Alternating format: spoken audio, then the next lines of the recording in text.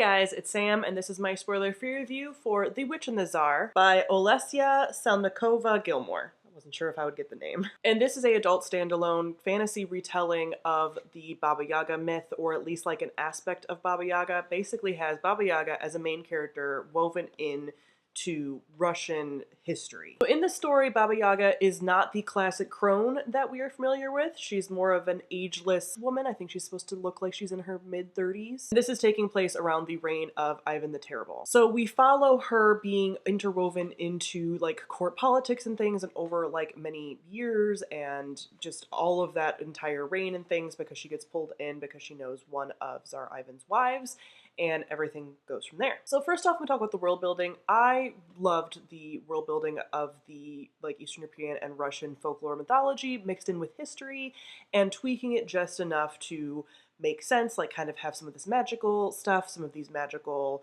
explanations for things. You also have a lot of the Russian gods in here, and like Russian, you know, like ancient gods and gods of the woods and things, and all that was really interesting. So this is in the same vein as like a witch's heart or a Circe, but for Russian mythology and folklore. Next, I'm going to talk about our characters. Baba Yaga is our main character and who we are following, and I loved her. I love her as an archetype. I loved her in this as her own kind of character.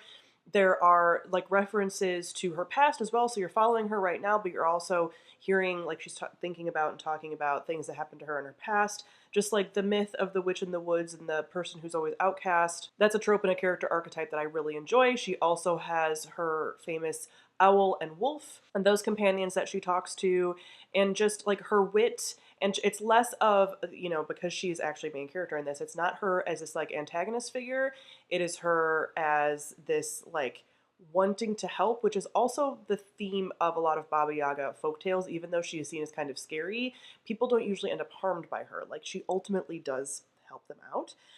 So I enjoyed that. There's a little bit of a love story in here that I also enjoyed, and we just have a lot of these different characters, again, and the way that a lot of retellings do it, that are just like woven in, that maybe don't usually interact.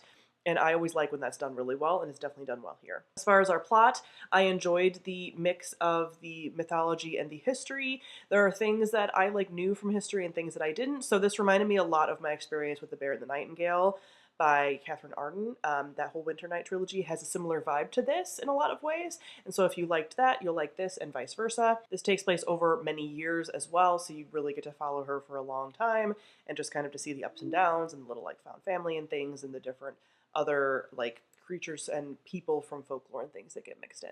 So I really enjoyed this. I gave this 5 out of 5 stars. It's definitely going to be one of my favorites of the year, and I recommend it if you really enjoy Eastern European folklore mythology in your fantasy. So comment down below, let me know what you thought of The Witch and the Tsar, or if you have any other book recommendations like this. I probably read most of them because I really like this kind of book, but let me know. Thank you all for watching, and I'll see you guys soon. Bye!